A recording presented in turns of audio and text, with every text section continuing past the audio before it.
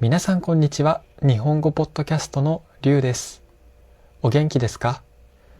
日本語の学習を続けていると、心が折れそうになったり、どうしてこんなにできないんだろうと、暗い気持ちになったりすることもありますよね。まずはこれまで諦めずに、努力を重ねてきた自分を褒めてあげてください。言語を習得するというのは、非常に大きな挑戦です。その中で辛い、やめたいと感じるのは、あなたがそれだけ本気で日本語に向き合い、真剣に努力している証拠です。人はどうでもいいと思っていることに対して悩みもしませんし、苦しみもしないからです。ということで、日本語の学習に挫折しかけている方は、ぜひこれらのアドバイスを参考にしてみてください。まず一つ目のアドバイスは、成長のプラトーにいることを知るということです。学習を始めたばかりの頃は、覚えた分だけ成果が見えやすく、楽しく感じられることが多いですよね。しかし、ある程度基礎が身についてくると、どれだけ勉強しても前進していないように感じられる時期が必ず訪れます。これは心理学や学習理論で学習のプラトーと呼ばれる現象です。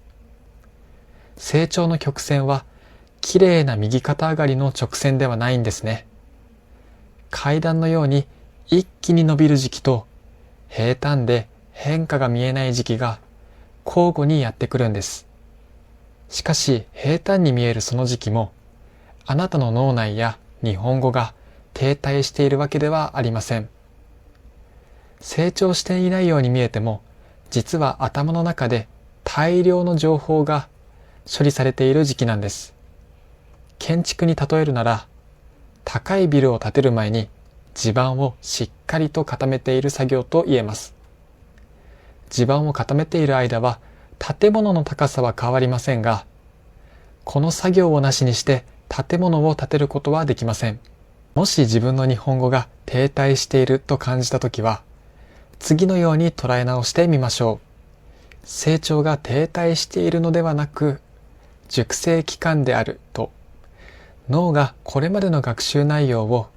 必死に整理してくれている時間だと理解しましょう。そしてこのプラトーを抜けた先には、ある日突然、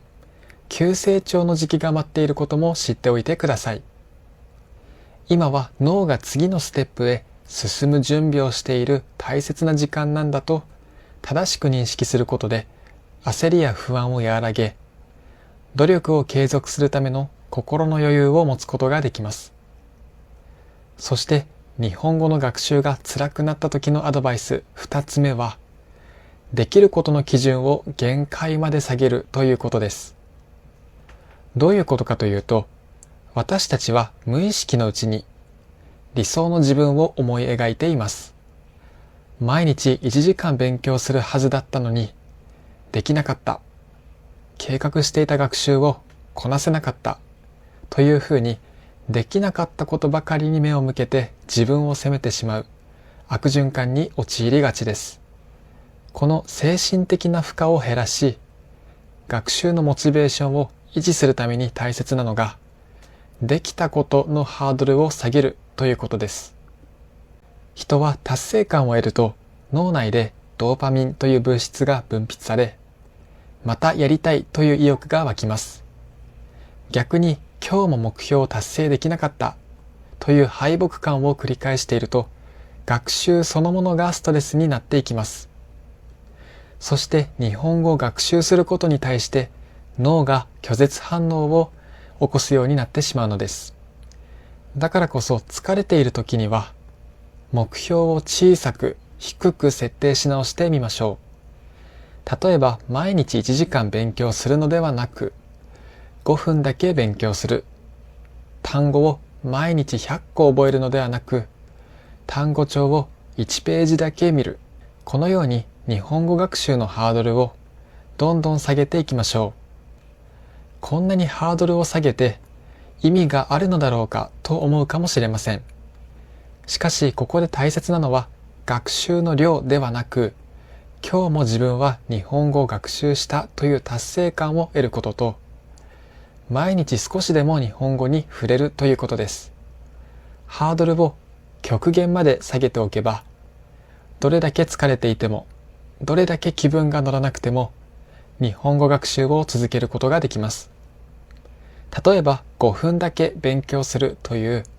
目標を設定し、いざ日本語を勉強し始めると、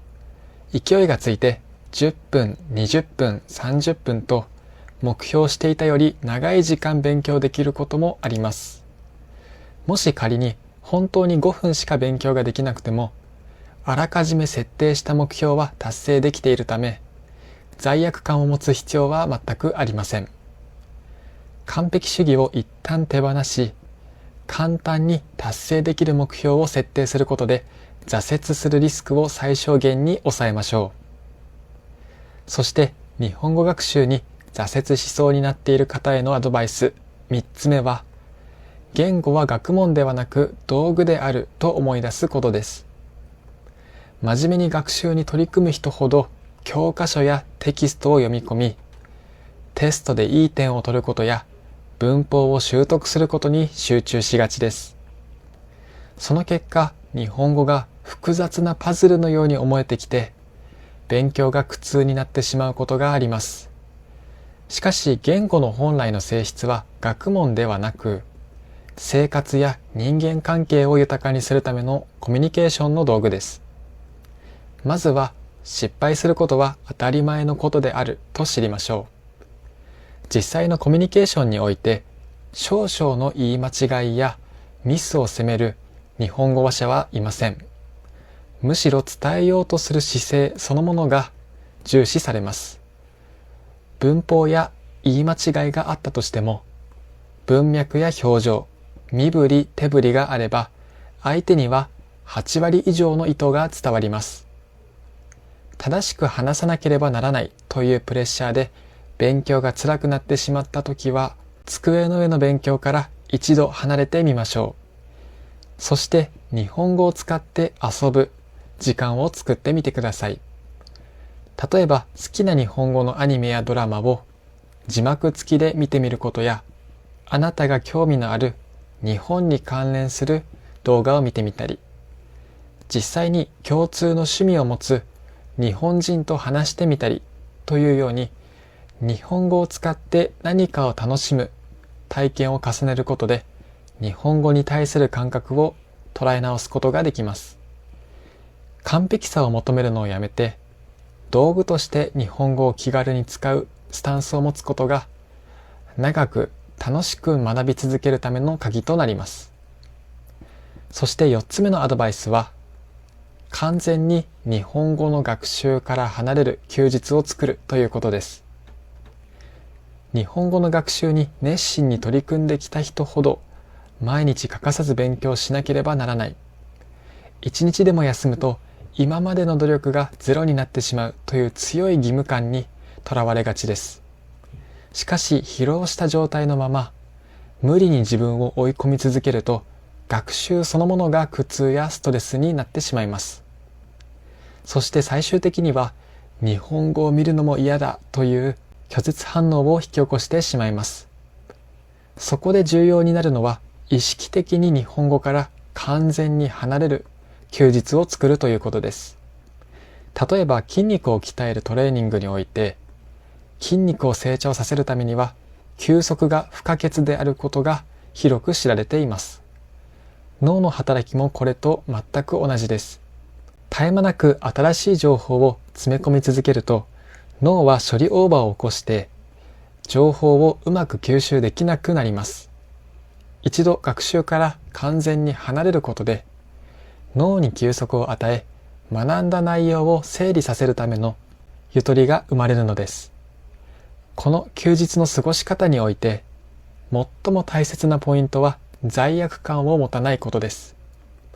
休んでしまった、今日も勉強しなかったと自分を責めながら過ごしてしまうと、